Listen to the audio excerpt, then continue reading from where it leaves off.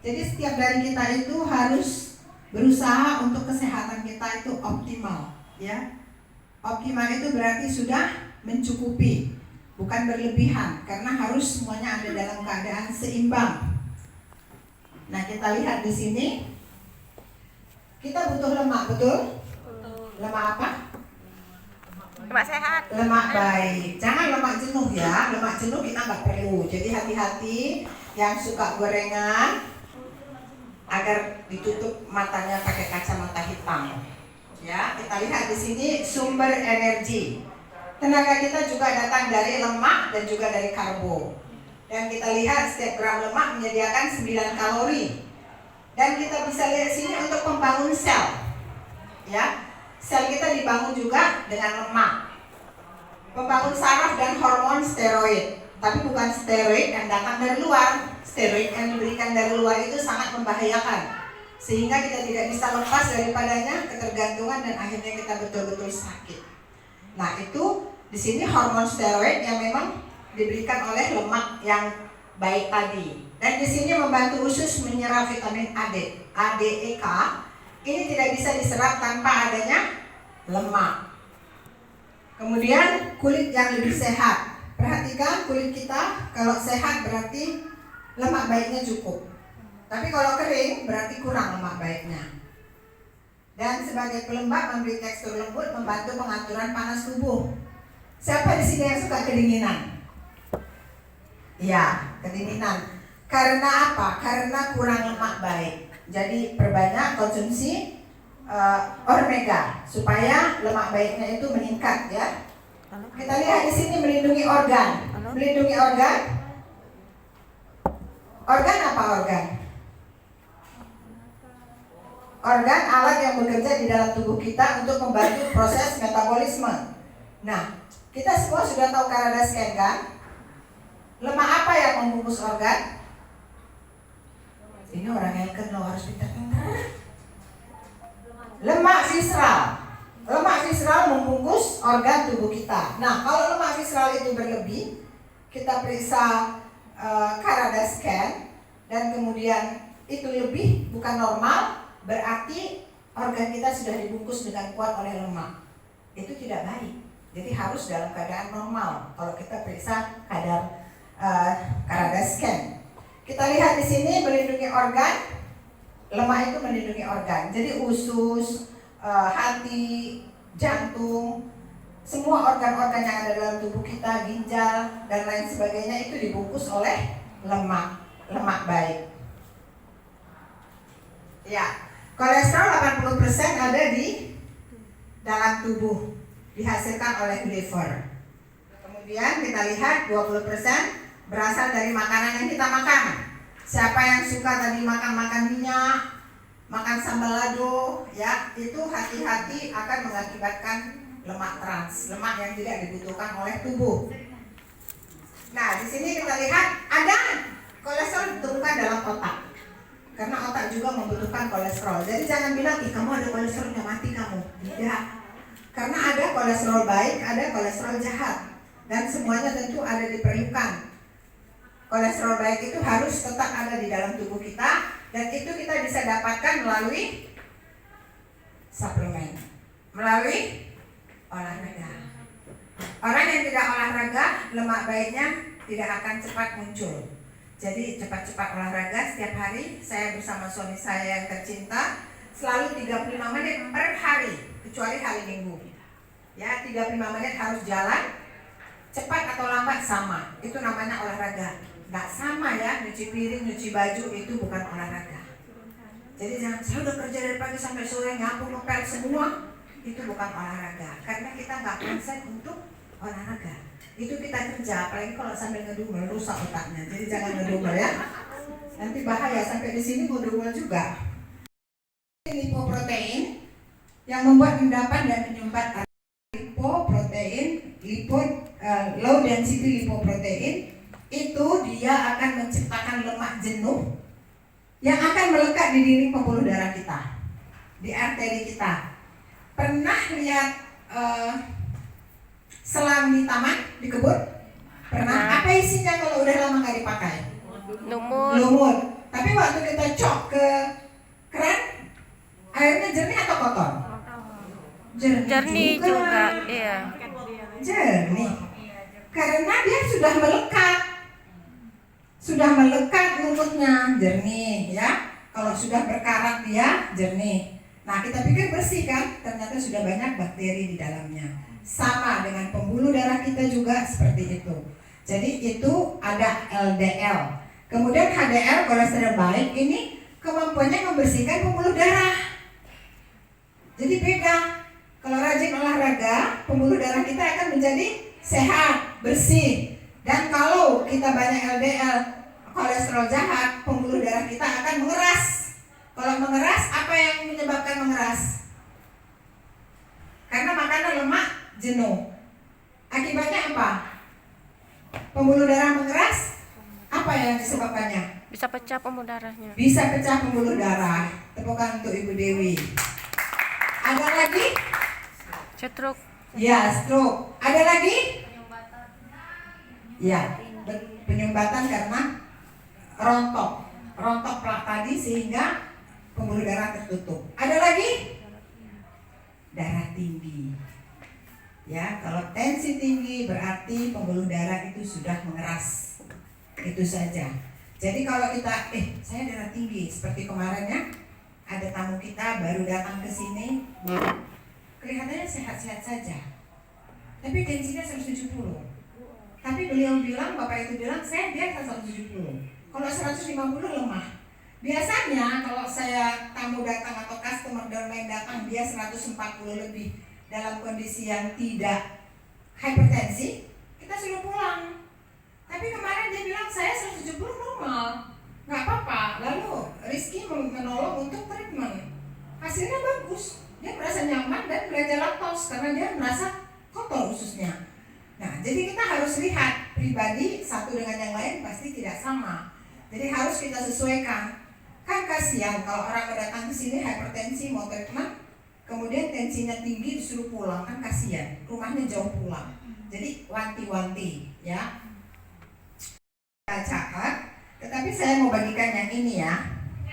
Kuning telur ayam 2000, pantang. Ya, ini bahaya. Yang paling ngeri ini, ibu-ibu suka nggak kasih telur puyuh sama anak-anaknya? Iya. Dan udah lihat nih ya, udah lihat ya, 3.640 IU. Ini sangat mengerikan. Nah, dulu yang paling tinggi otak babi. Siapa pula yang mau makan otak babi? Nanti jadi babi pula otak kita. Iya. Nah, di sini telur puyuh 3.640. Kalau makan 5 biji sudah bahaya, apalagi kalau kolesterolnya tinggi.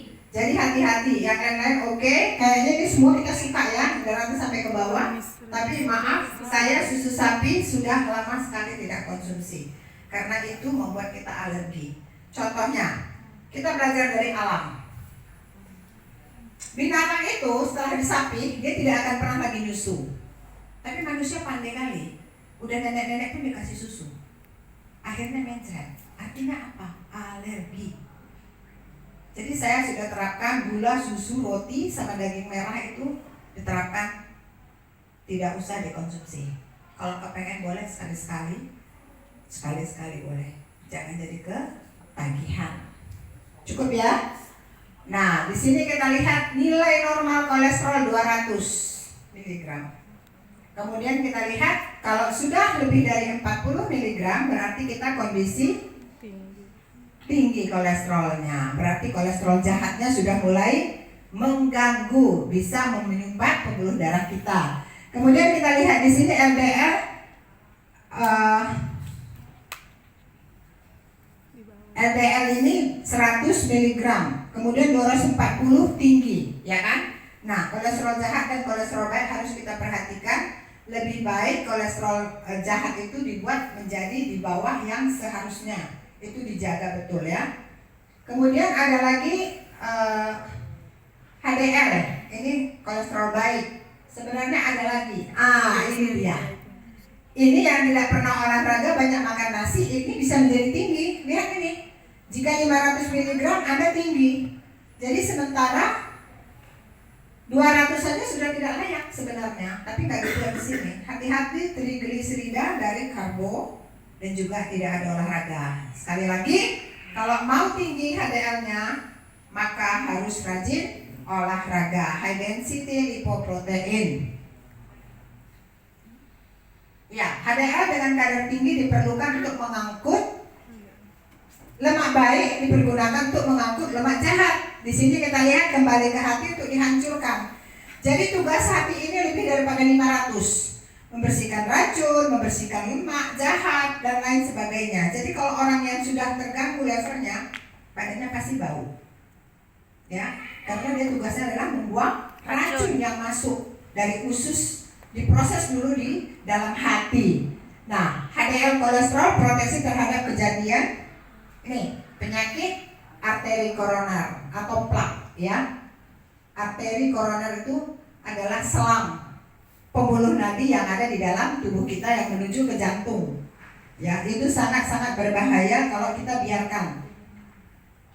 Nah, ini kita lihat ya. Ini adalah pembuluh darah yang sehat.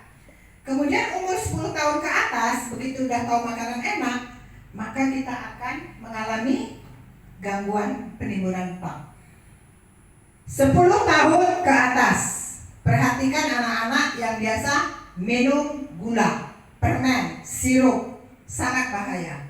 Ajari anak-anak buat contoh yang baik, makan sayur, buah-buahan, mulai dari makan rujak, supaya mereka terbiasa. Kami di rumah suka makan sayur, suka makan rujak, suka makan buah, semua anak-anak saya, karena dari kecil saya sudah bagi sama mereka. Cucu saya juga suka makan sayur, suka makan buah. Gak bisa berhenti. Yang penting ada buahnya. Nah, itu yang perlu kita terapkan dalam keluarga kita. Jangan bawa jajan-jajan. Sikit-sikit anak nangis kasih permen. Itu gak bagus. Itu adalah kesalahan orang tuanya. Kemudian sampai di sini saluran tinggal segini. Ya, tinggal sedikit. Nah, plak yang ini semua kalau numpuk lagi di sini, kemudian runtuh, tertutup ini, udah game over. Hati-hati. Kita lanjut serangan jantung masyarakat Eskimo, ya, kutub utara dan Jepang amat berkurang. Kenapa? Karena mereka pemakan vegetable, sayur-sayuran, fish, ikan, ya kan? Di sini masyarakat Jepang Eskimo lihat kadar kolesterol mereka rendah, sakit jantung nggak ada. Dan mereka nggak banyak mikir, nggak ada overthinking. Ya, kalau kita banyak overthinking, datang orang terus kita nilai dari atas sampai ke bawah. Akhirnya otak kita serut. Ya, datang orang mau nggak dia beli ini, nanti kalau dia nggak mau beli, apa yang di dalam otak ini, sehingga kita mudah kena stroke. Di sini diketahui bahwa EPA dan DHA mereka sangat tinggi di dalam darah. Ikan minyak, ikan lemak dari mamalia laut mengandung kadar EPA dan DHA tinggi. Ini yang perlu kita lihat. Tetapi ada yang bilang di sini ibu-ibunya, saya rajin loh bu makan ikan. Tiap hari makan ikan. Lihat dulu ikannya apa. Ikannya lebih banyak minyaknya, lebih banyak sambalnya. Kalau nggak tenggelam nggak mau makan, nggak enak, nggak garam. Lebih bagus kita makan. Orang Batak suka makan apa? Arsik. Nah, langsung Dina nyahut ya. Besok kita minta Dina masakin ya. Tepukan untuk Dina. Menyehatkan jantung. Jadi perhatikan di alkat itu ada omega 3 yang mengandung DHA dan EPA. Itu sangat bagus untuk kita konsumsi. Lebih bagus nggak baju baru daripada nggak makan EPA. Betul. Ya, jangan untuk bolak-balik dibeli baju baru senada dari atas sampai ke bawah, EPA nggak dibeli. Nanti bajunya bagus, jantungnya pecah, bajunya untuk orang lain, ya kan? Nah, di sini kita lihat rata-rata konsumsi ikan 70 kilo, Indonesia minim. Udah makan ikan yang mana yang paling murah, habis itu disambal habis supaya wangi. Ya, udah gitu makannya 1/3. Hemat-hemat ya nak, biar mama bisa beli baju. Coba lah. Baju ini semua. Enggak ya? Oh, 4 kali katanya. Ya, makan ikan lebih daripada 3 kali seminggu. Ada di sini makan ikan 3 kali lebih daripada seminggu? Ada. Katakan dong. Ada. Ya, tepuk tangan. Rizky enggak, dia gini-gini dia. Dia makan kerang dia. Setengah-setengah. Ya, menurunkan resiko stroke hingga 12% dibandingkan orang makan ikan lebih sedikit. Sedikit sekali ya, 12%. Jadi kalau bisa, kita setiap hari makan 1 ekor Ikan. 3 kali seminggu katanya kan. 1 ekor kita konsumsi tidak mengandung Minyak. Kalau tidak mengandung minyak, gimana Bu Tati? Mentah? Dikukus. Steam. Di steam atau arsip ya. Kalau mau arsip minta tolong Dina. Pepes itu bahaya juga Bu. Aduh kalaponya. Iya. Kalopo. Ya kelapa itu kalau mentah bagus, kalau udah dimasak keluar minyaknya bahaya juga ya. Kalau mentah oke. Kelapa mentah. Nah, kita berterima kasih kepada perusahaan ini karena memperkenalkan kepada kita satu produk yang luar biasa. Tepukan kepada Elken, luar biasa. Dan selanjutnya di sini kita lihat oleh tubuh esensial. Kemudian di sini dia berfungsi secara normal. Dan di sini kehidupan membantu sel kita berfungsi dengan baik. Seperti yang tadi dikatakan, kita bisa sanggup menahan dingin, kemudian membantu organ bekerja, melarutkan vitamin A, D, dan lain sebagainya. Kita boleh lihat di sini. Nah, ini yang kita perlu lihat. Omega 3 tidak dapat diproduksi oleh tubuh kita. Berarti kita harus mengambilnya dari makanan atau suplemen. Kalau dari makanan kita dapatkan dari ikan laut dalam. Kalau kita mau dapatkan dari suplemen, itulah yang disebut dengan omega. Ada 2 jenis penting, omega 3, EPA, dan DHA yang memiliki sifat kesehatan yang luar biasa. Mari kita lihat fitur barunya omega. Sebelumnya kita ada apa? Fish oil. Fish oil. Ya, di sini kita lihat fish oil. Kemudian omega 3 fish oil, dan kita lihat di sini modular distillation, double molecular distillation omega 3 EPA dan DHA berbanding 1 berbanding 2, 300 berbanding 600 ya. Kemudian di sini 30% sampai 70%. Dan kita lihat sini omega 3 kekuatan tinggi, konsentrasinya lebih daripada 60 sampai 70%.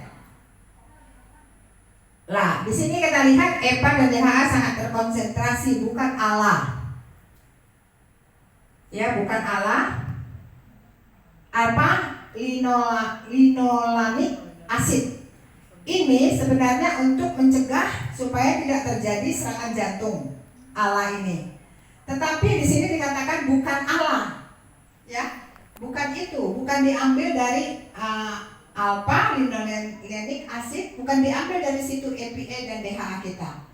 EPA dan EPA dan DHA kita diambil secara murni, dikonsentrasikan sehingga menjadi EPA dan DHA yang murni, dan rasionya memang perbandingannya 2:1. Kita lihat EPA 600 mg. Fungsinya untuk menjaga Otak. menjaga jantung. Oh, jantung. EPA menjaga jantung supaya arterinya tidak terganggu oleh plak. DHA gunanya untuk otak, saraf, dan kulit. Ingat ya, ini sangat bagus untuk kita konsumsi satu saja satu hari. Ya, nanti bandingkan harganya hampir sama dengan 1 porsi bakso.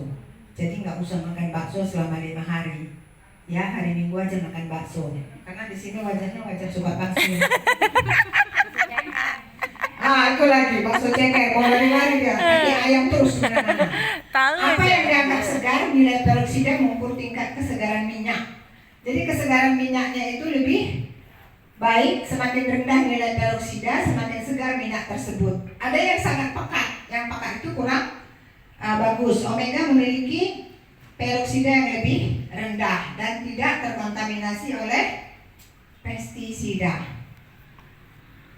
Nah, di sini murni dan sesuai dengan peraturan, tidak ada toksin, aditif, dan kotoran, sangat murni. Ya, surat pernyataan tidak adanya pestisida, melamin, dan palates. Ya, ini adalah buktinya. Kenapa kabur ini Rizky? Tolong diperjelas. Nah, minyak ikan premium teknologi cairan superkritis CO2. karbon dioksida, memberi Anda konsentrasi EPA dan DHA tinggi. Kemudian di sini lindungi keanekaragaman hayati laut untuk memastikan laut sehat dan tangguh. Mengapa harus ada ini? Karena laut itu sudah sangat tercemar dengan sampah. Logam berat. Ya, semua sudah dibuang oleh pabrik-pabrik yang tidak bertanggung jawab. Sehingga Jepang juga kena marah oleh Cina karena dibuang limbah kimia. Dan kita lihat di sini halal, ya halal. Kemudian di sini bebas dari komponen GMO apapun. Kemudian di sini kita lihat aman dari kontaminan radiasi berbahaya, berarti aman dari radioaktif. Tidak ada pengawet buatan dalam minyak ikan dan tidak ada lapisan sintetis pada soft gel. Jadi soft gelnya pun pembungkus, tahu soft gel ya? Pembungkus omega 3-nya itu tidak mengandung bahaya. Ya, di sini kita lihat tidak berbahaya, aman, dan minyak ikan tidak ada lapisan sintetis. Sintetis itu apa? Buatan. Ya, jadi dia murni. Kemudian di sini saya udah nggak bisa lihat lagi nih, tolong lihat sendiri ya, karena Pak Taurus ya. Karena nggak jelas sih, bukan apa-apa, nggak jelas di sini. Jadi ini adalah dari Dinas Kesehatan Kanada, dari Malaysia, kemudian ini EFSA, FDA, tahu FDA? Food Drug Association, bebas dari racun, kemudian persetujuan dari otoritas di seluruh dunia. Tepuk tangan untuk Omega kita. Luar biasa. Ya, dewasa 1 soft gel setiap hari. Di sini kandungan minyak, parameter, MRT, EPA, DHA ini kita yang lama. Ya, di sini adalah L-kan Omega 1200 mg perbandingan 2:1. Dan kepekatan DHA 75%, dos disarankan 3 soft gel setiap hari. Yang lama 3 soft gel setiap hari ya. Saya makan 2 pagi 2 malam dulu. Kalau nge-gym dia harus 3 kali 2, berarti 6. Sekarang dia lihat cukup 1 soft gel setiap hari dan rasakan kehebatannya. Saya semalam periksa darah, ya, ada buktinya Rizky, lihat darah saya sangat bagus. Dan kemudian setelah minum Refresh Rayang lebih bagus lagi. Jadi dia terurai. Artinya darah kita bagus ketika kita periksa di live blood analyze sana, kita periksa tes. Itu artinya darah kita itu lancar, bergerak, artinya ada oksigennya. Kalau tidak ada oksigen dia berhenti, dan kalau dia lengket-lengket sudah berbahaya. Kalau ada tanda-tanda yang lain, asam urat, gula, kolesterol jahat dan lain sebagainya, itu kita harus utamakan kesehatan.